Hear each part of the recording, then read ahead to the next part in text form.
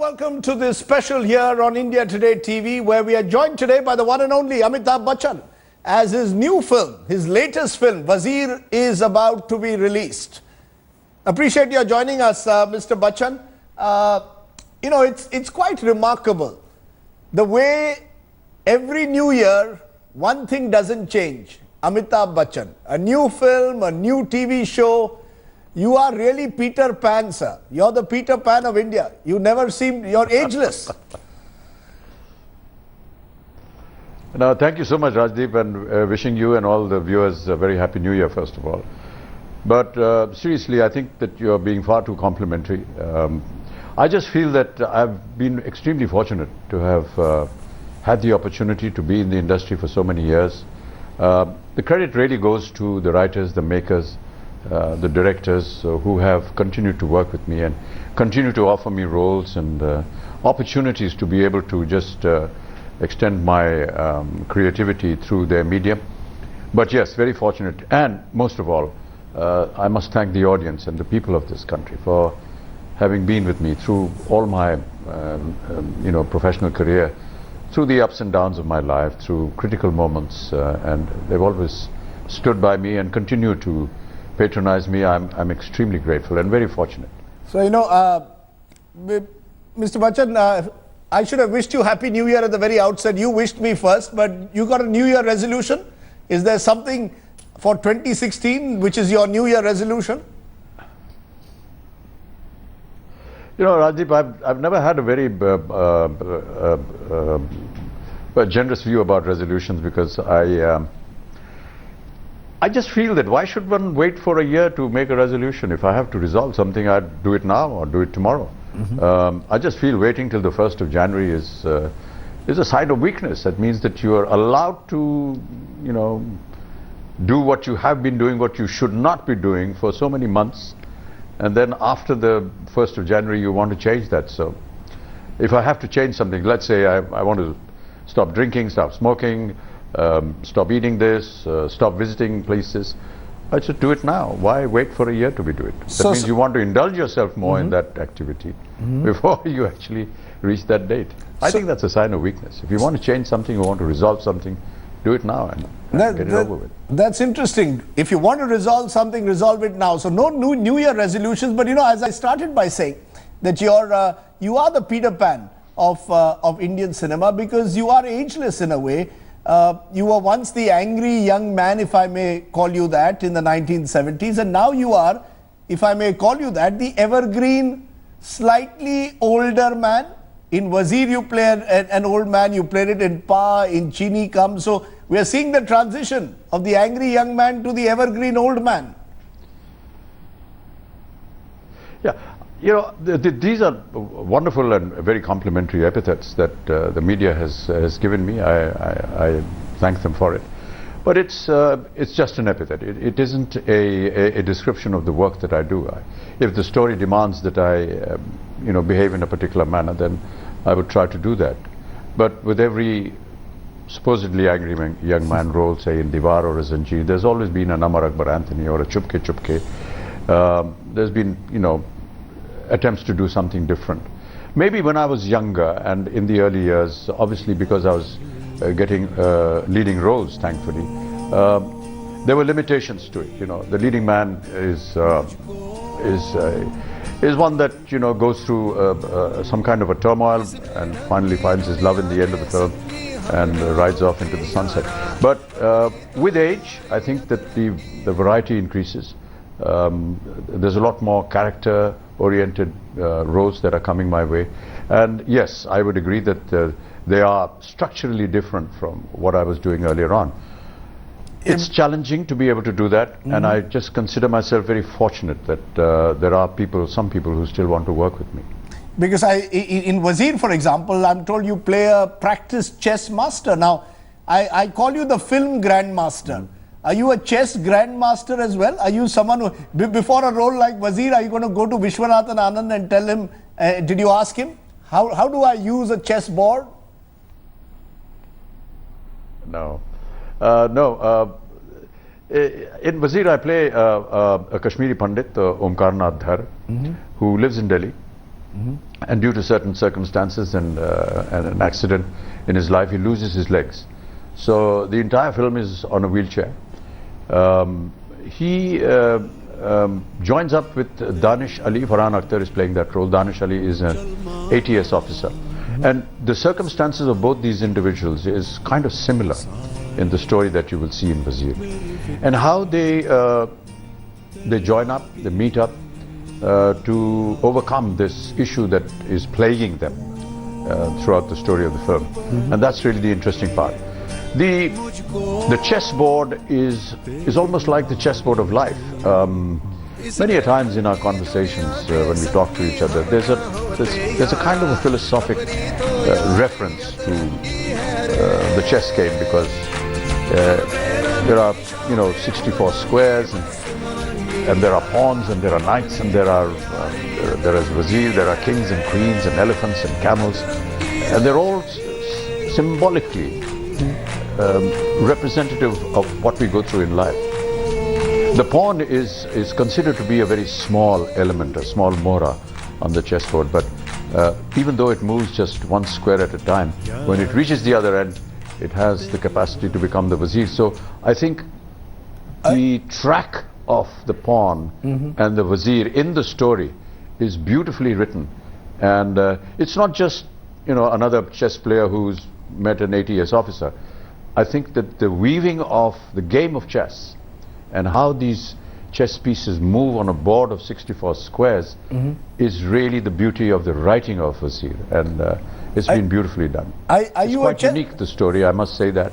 I have seen the film. Are you a chess player? No, I haven't. Have you ever played chess? I haven't played chess for... No. I used to play chess, yeah. I mean, everyone plays chess at some point of time in their lives. Yes. When I was younger, I used to play. But haven't been doing so now.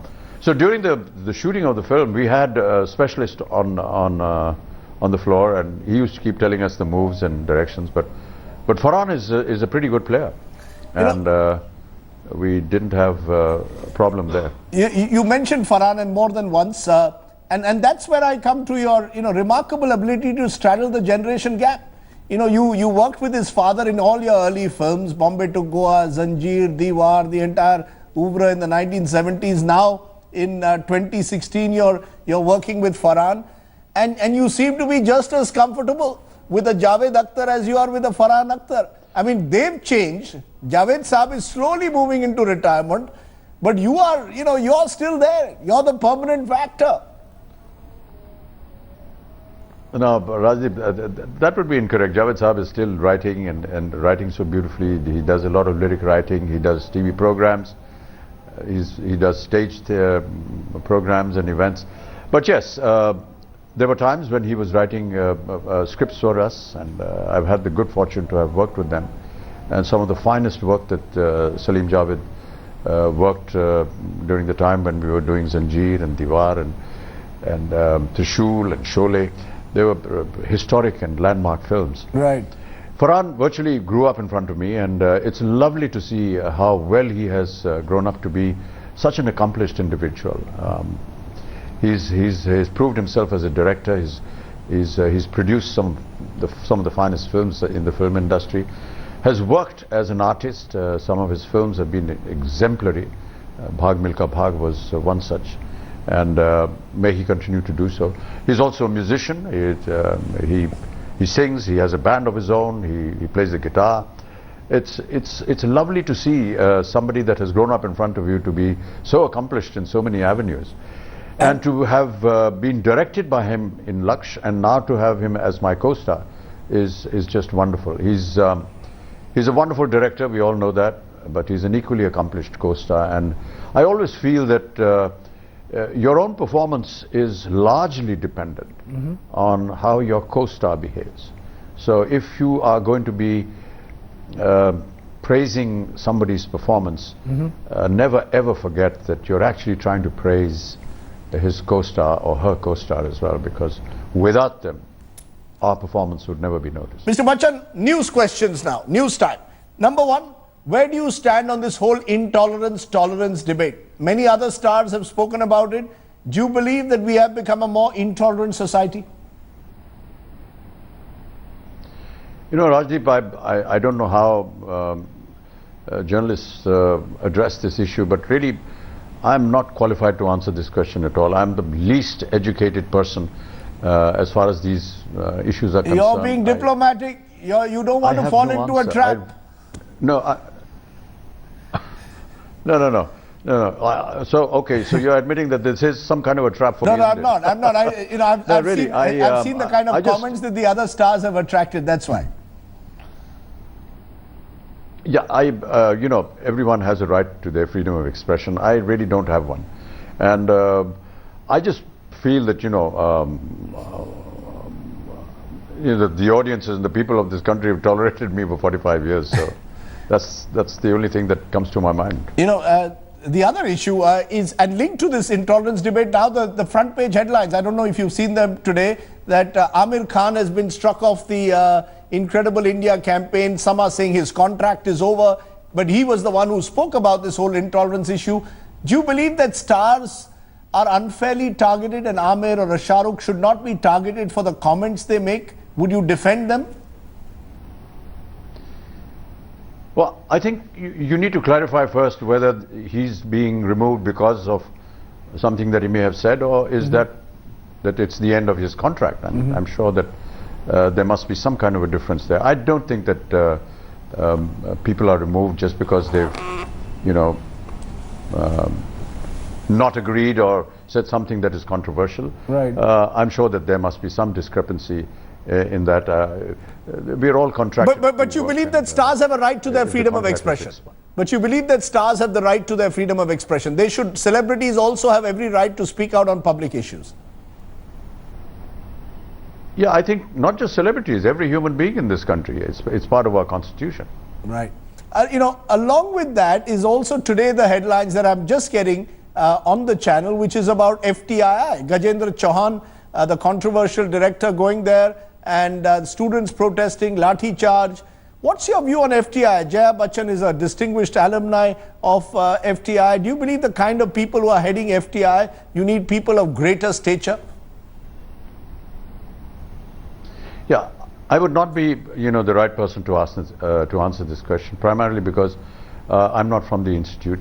Jaya is, and the old students that come out from the institute have their own little association, which is called GRAFTI, and I do see Jaya organizing, attending meetings of GRAFTI, and I'm sure that they must be discussing this issue.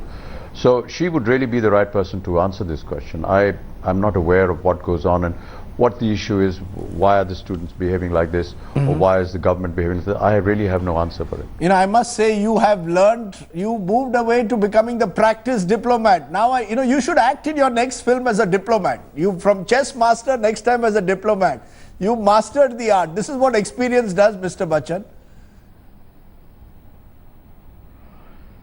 If you're wanting me to get another job, I would love to do that. Yeah, so long as it's a job. The reason I'm also raising it is because just a couple of days ago I interviewed your great pal Shatrughan Sinha, whose new book is coming out, Anything But Khamosh. His biography has come out, where he mentions the differences you all had at the time of Kala Patthar. He says that you were at one stage a little jealous because you thought that he was stealing scenes away from you. Your relationship has since been repaired, but it was interesting to read the book. Are you going to read it, and is there any truth to all this? No, of course not. Shatru has been a friend from very early years. He's been my senior, he is my senior, and I've had always a great amount of admiration for him. To say that, these elements of distaste between us exist is not correct, at least not from my side.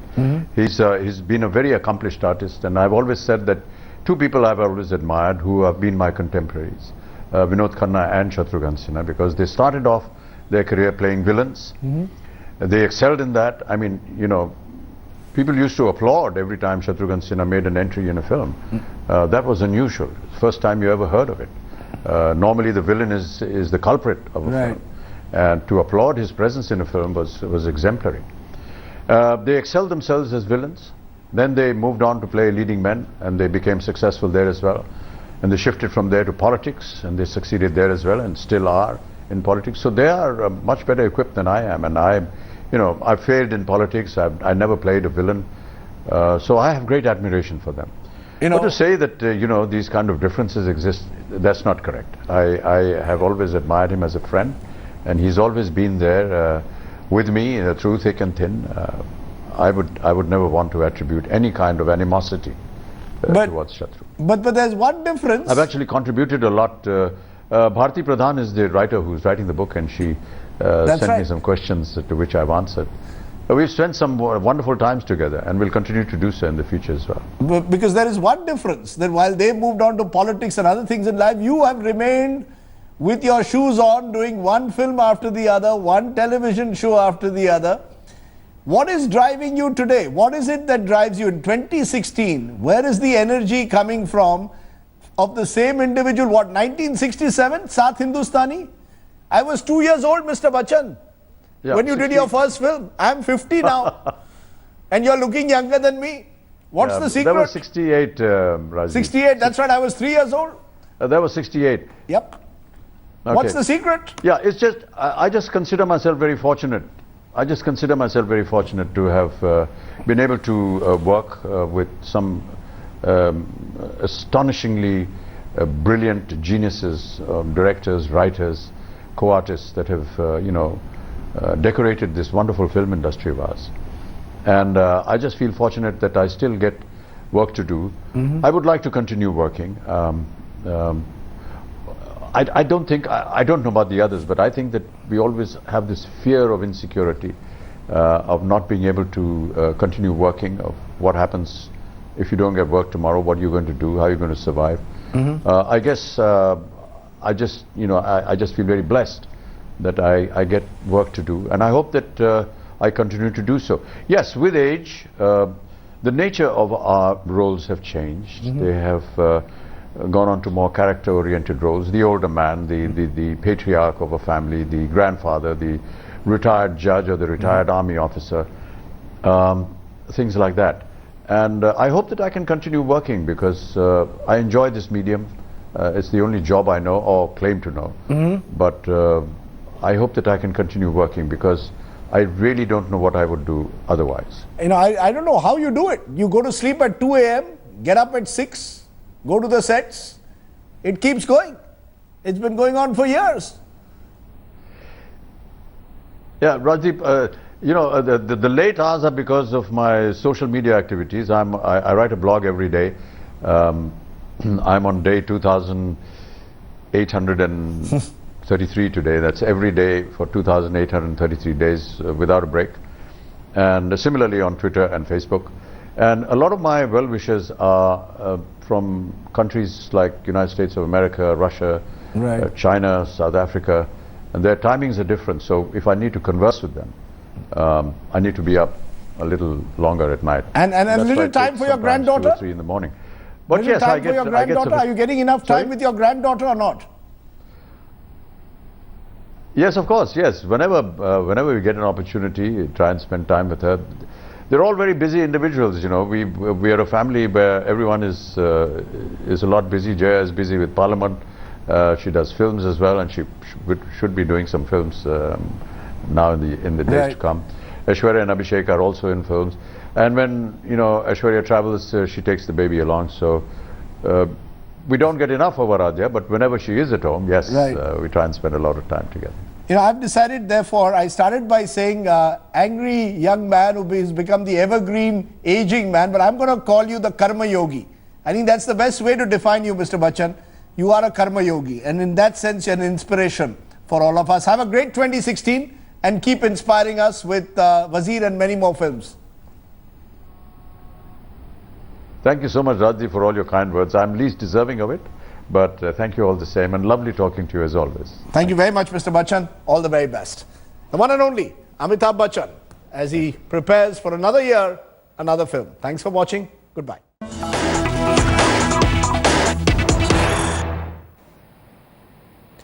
Pictures of the Parliament building in Delhi, pictures of Rajpath, pictures of several other sensitive...